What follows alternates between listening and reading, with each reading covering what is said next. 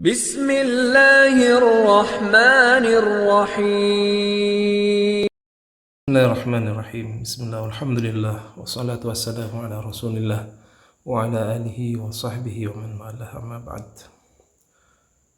Kita akan membaca sejarah singkat ilmu usul fiqh dalam kitab Al-Khulasah fi Usul Fiqhi karangan Dr. Muhammad Hasan Hitu. Muqaddimatun mujazatun fi ilmi usulil fiqhi. Muqaddimatun, ini adalah sebuah muqaddimah mujazatun yang ringkas fi ilmi usulil fiqhi, yang menjelaskan tentang ilmu usul fiqh. Muqaddimah singkat tentang ilmu usul fiqh. Lam yakun ilmu usulil fiqhi alladhi nadrusuhu al-yawma fi wad'ihi al-hali ma'rufan fi sadril Islam. Lam yakun, tidak ada, ilmu usulil fiqhi, ilmu usul fiqh, alladhi yang nadrusuhu al-yawm, nadrusuhu yang kita pelajari, hu kepada ilm, al-yawm pada hari ini, fi wad'ihi, fi di dalam wad'ihi keadaannya, ilmu al-hali seperti yang ada zaman sekarang ini, ma'rufan ialah dikenal, fi sadril Islam di awal Islam. Jadi ilmu usul fiqh yang kita kenal pada hari ini, pada sekarang ini, tidaklah dikenal di awal lahirnya Islam, artinya pada masa awal Islam. Idh lam yakun as-salafu minas sahabati wa tabi'ina wa ghairuhum mimman kana fi sadril awwali bihajatin ila qawaidihi. Idh, karena lam yakun, tidaklah ada, as-salafu, orang-orang salaf, minas sahabah, dari golongan sahabat, wa tabi'in, dan para tabi'in, wa ghairihim, dan selain mereka, mimman, dari orang-orang, kana yang ada, fi sadril awal, di awal Islam, bihajatin, ialah butuh, ila qawaidihi, kepada qaidah-qaidahnya, lima kana indahum minal malakatil lugawiyatis salimati allati yastati'una biwasitatiha idraka kulli qawaidihi al-mustafadati minal lugati.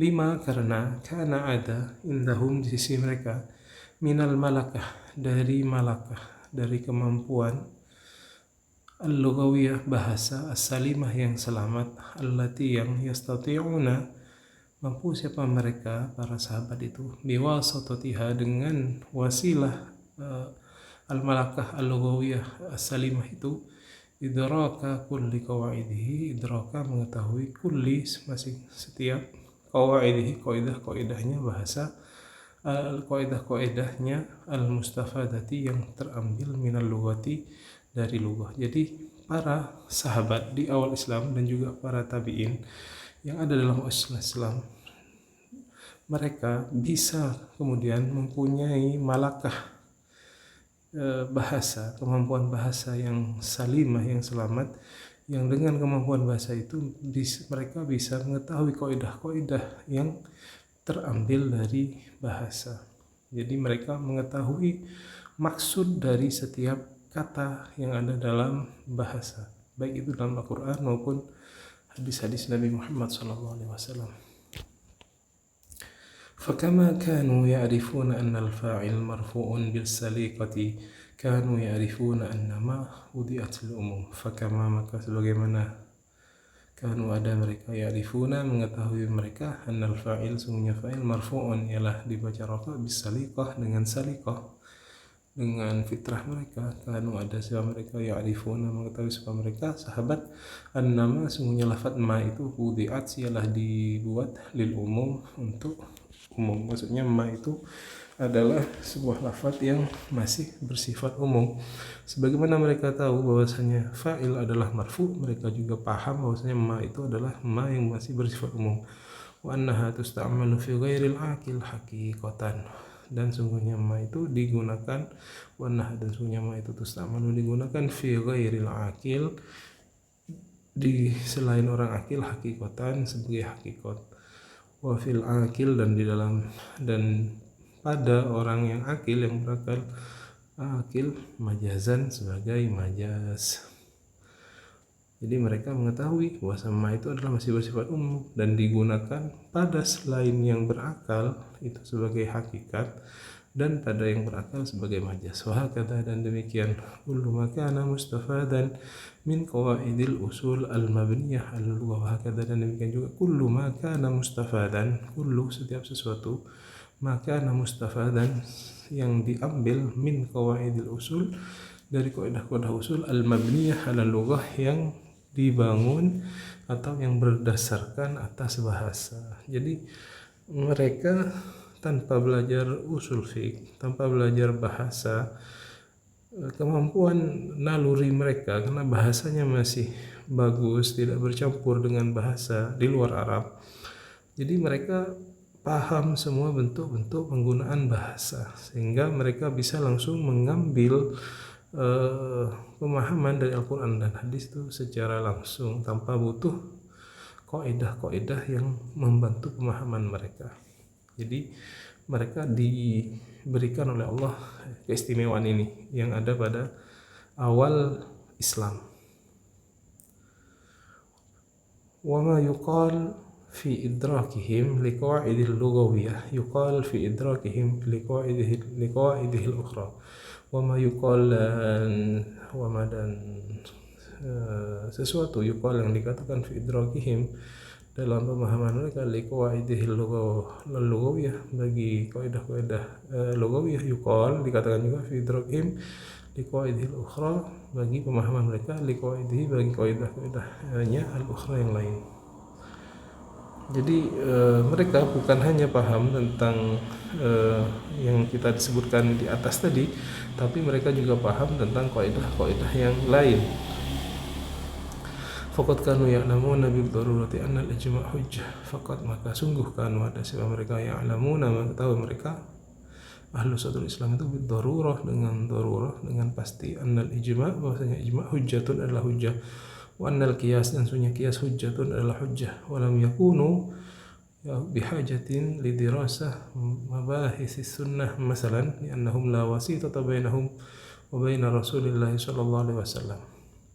Walam yakunu, dan tidak ada siapa mereka bihajatin butuh mereka itu para sahabat dan tabi'in itu lidirasah untuk mempelajari mabahis pembahasan as-sunnah masalan umpamanya liannahum, karena sungguh mereka la wasitata bainahum, tidak ada perantara di antara mereka para sahabat dan tabi'in wa baina Rasulullah sallallahu alaihi wasallam, dan di antara Rasulullah sallallahu alaihi wasallam. Mereka enggak perlu belajar bahwasanya sunnah itu adalah hujjah karena apa? Mereka tidak ada batas, mereka masih bersama Rasulullah sallallahu alaihi wasallam. Tidak ada jarak di antara mereka dan Rasulullah sallallahu alaihi wasallam. Fama sami'uhu minhu lazimahum al-amal bihi. Fama, maka setiap sesuatu, artinya perkataan sami'uhu yang mereka dengarkan, hu kepada ma itu minhu dari Rasulullah, lazimahum, maka mereka harus al-amalu, mengerjakan bihi dengan itu maka mereka harus mengerjakan semua apa yang sudah diucapkan oleh Rasulullah duna khilafin au nizain, dengan tanpa khilaf perbedaan, au niza atau niza ini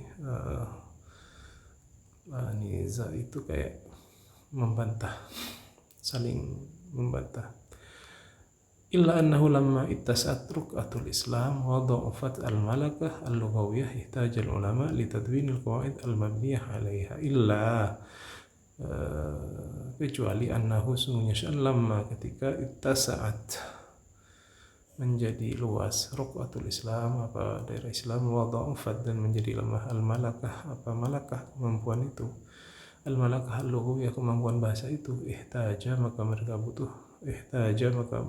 butuh al-ulama, siapa para ulama, litadwin, untuk mengarang al-qawaid al-mabniyah 'alaiha, kaidah-kaidah al-mabniyah yang dibangun 'alaiha, atas itu bahasa. Jadi ketika Islam semakin meluas, bertemu dengan budaya yang lain, bertemu dengan bahasa-bahasa yang lain, dan kemampuan al-malakah al-lughawiyah itu sudah menjadi lemah, maka ulama memandang perlu untuk kemudian membuat kaidah-kaidah yang nanti dibutuhkan untuk kemudian istinbat dari atau istifadah dari Al-Quran ataupun hadis.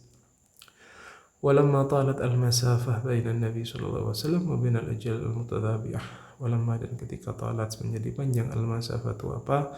Jarak baina Nabi, di antara Nabi sallallahu alaihi wasallam, wa baina al-ajal, dan di antara generasi-generasi al-mutatabi'ah selanjutnya. Wa sara al-haditsu yunqalu biwasitatir ruwah. Wa sara, menjadi al-hadits, apa hadis, yunqalu dipindahkan biwasitatir ruwah, dengan wasilah ar-ruwah, para rawi. Ihtaja, maka butuh al-ulama, siapa para ulama, litadwinil mabahis, untuk menulis pembahasan-pembahasan, allati, yang tabahatsu, membahas, fi ahwalir rijal, pada keadaan-keadaan rijal, keadaan-keadaan para perawi, wallati, dan pada suatu tumayyizu, yang bisa membedakan al-hadits as-sahih, membedakan pada hadis sahih, minad dhaif, dari hadis dhaif, wahia mabahitsus sunnah fi ilmu usul, dan itu wahia, dan hal itu, mabahitsus sunnah, adalah pembahasan sunnah, fi ilmu usul, dalam fan ilmu usul fiqh. Jadi salah satu fan dalam ilmu fiqh adalah mabahitsus sunnah. Mabahitsus sunnah itu dikarenakan perlu dipelajari dalam usul fiqh. Kenapa? Antara Nabi Muhammad SAW dengan generasi selanjutnya itu sudah sangat jauh, sehingga hadis beliau dipindahkan dari satu rawi kepada rawi yang lain, sehingga dibutuhkan sebuah ilmu mengetahui tentang keadaan para perawi itu, rawinya adil atau tidak, rawinya dhabit atau tidak, dan selanjutnya. Dan juga dibutuhkan ilmu untuk membedakan mana hadis yang sahih, mana hadis yang dhaif. Wallati tatawwarat ila an sarat fannan mustaqillan. Wallati tatawwarat, dan yang kemudian, wallati, yang tatawwarat, berkembang, ila ansarat, sehingga menjadi fannan, sebuah fan, mustaqillan, yang menyendiri. Wa huwa ilmu mustalahil hadis, dan itu adalah yang kemudian kita kenal dengan ilmu mustalah hadis. Dulu ilmu mustalah hadis ini dibahas di ilmu usul fiqh, namanya mabahitsus sunnah, tapi kemudian berkembang sampai sekarang, kemudian menjadi ilmu yang tersendiri yang kita sebut dengan ilmu mustalah hadis. Wa hakadha yuqal fi jami'i mabahithi ilmi al-usul, kama yuqal fi jami'i ulum syari' al-mustahdatsa. Wa hakadha, dan demikian juga, yuqal, dikatakan, yuqal maksudnya dikatakan, terjadi gitu. Fi jami'i mabahithi ilmu al-fiqh, terjadi juga, fi jami'i, di semua, mabahith, pembahasan ilmi usul fiqh, ilmu usul fiqh, kama yuqal, sebagaimana terjadi, fi jami'i ulum syari' al-mustahdatsa, juga terjadi pada semua ilmu-ilmu syariat yang baru yang ada pada zaman sekarang ini. Wa kana awwalu man allafa fi hadzal ilm huwa imamuna asy-Syafi'i radhiyallahu anhu wa ardhahu. Wa kana, dan ada, awwalu man, orang pertama, allafa, yang mengarang, fi hadzal ilm, dalam ilmu ini, ilmu usul fiqh ini, siapa? Wa imamuna, dia adalah imam kita, asy-Syafi'i, Imam Syafi'i radhiyallahu anhu wa ardhahu. Ketika dawwana, mengarang siapa beliau, kitabahu, kepada kitabnya, ar-risalah, yang bernama ar-risalah, allati tu'tabar, yang tu'tabar, dianggap, awwalu kitabin, paling awalnya kitab, fi usul al-fiqh, dalam usul fiqh, duwina fil Islam, yang dikarang dalam Islam. Jadi orang pertama yang mengarang kitab usul fiqh adalah al-Imam Asy-Syafi'i radhiyallahu ta'ala anhu wa ardhah. Thumma tataba'al ulama ba'da Syafi'i fi jami'il madzahib. Kemudian tataba'ah, berturut-turut, artinya sambung menyambung, al ulama, para ulama, ba'da Syafi'i, setelah Imam Syafi'i, fi jami'il madzahib, dalam semua madhab. Fakatabu fi hadzal fan al-azim, dan mereka semua itu, para ulama itu, menulis dalam ilmu yang agung ini. Wa mazalu yaktubuna yuharrirun, wa mazalu, dan sampai sekarang mereka masih menulis, wa yuharrirun, dan menjelaskan ilmu usul fiqh ini, menjelaskan. Kullun minhum ala tariqatihi, kullun, masing-masing dari setiap ulama itu, minhum, ala tariqatihi, dari metodenya, ila an wasala hadzal fan ila dzarwatihi, ila an wasala, hingga akan sampai, hadzal fan, ilmu ini, ila dzarwatihi, kepada kesempurnaan, allati naraha al-yaum fi kutubihi, allati, yang naraha, kita lihat sekarang, fi kutubihi, dalam kitab-kitabnya. Jadi kesimpulannya dari yang sudah kita baca tadi, bahwasanya memang generasi awal dalam Islam itu kemudian tidak butuh terhadap ilmu usul fiqh. Misalkan para sahabat Nabi Muhammad SAW, bagaimana mereka tahu bahwasanya fa'il itu marfu, mereka juga tahu lafaz ma itu adalah lafaz yang masih bersifat umum, dan selanjutnya. Pengetahuan mereka sangat detail. Dan juga mereka tidak perlu belajar tentang sunnah. Kenapa? Karena mereka masih bisa berinteraksi langsung dengan Nabi. Apa yang dikatakan Nabi sudah final. Artinya mereka kalau sudah Nabi bilang A, langsung mereka melaksanakannya. Semakin jauh jarak dengan Nabi Muhammad SAW, ketika al-malakah al-lugawiyah itu sudah hilang, maka ulama merasa penting kemudian untuk membuat sebuah kaidah. Demikian juga ketika semakin jauh dengan Rasulullah SAW dan hadis itu kemudian dipindahkan dari satu rawi ke rawi yang lain, ulama merasa perlu kemudian untuk membuat ilmu khusus, sehingga mereka membahasnya dalam pembahasan sunnah di usul fiqh awalnya, baru kemudian ilmu itu berkembang sehingga menjadi ilmu yang tersendiri, menyendiri, yang kita sebut sekarang dengan ilmu mustalah hadis. Dan ini terjadi bukan hanya pada pembahasan terjadi pada ilmu mustalah hadis ya. Semua ilmu yang ada di sekarang, semua ilmu syariat itu awalnya seperti itu ya. Mereka ada berkembang karena kebutuhan, sehingga kemudian sekarang banyak sekali ilmu-ilmu syariat yang ada pada zaman sekarang ini. Untuk khusus ilmu usul fikih, yang pertama mengarang adalah imam kita, itu Imam Asy-Syafi'i dalam kitabnya Ar-Risalah. Baru setelah beliau, para ulama kemudian menulis tentang usul fikih ini, sampai sekarang pun tetap menulis, hingga sampailah ilmu usul fikih ini kepada puncaknya, atau kepada kimahnya, kepada puncaknya, seperti yang kita lihat sekarang pada kitab-kitab usul fikih. Demikian untuk sejarah singkat. Insyaallah kita lanjut kembali nanti dengan pembahasan tentang usul fikih yang lain. Wassalamualaikum warahmatullahi wabarakatuh.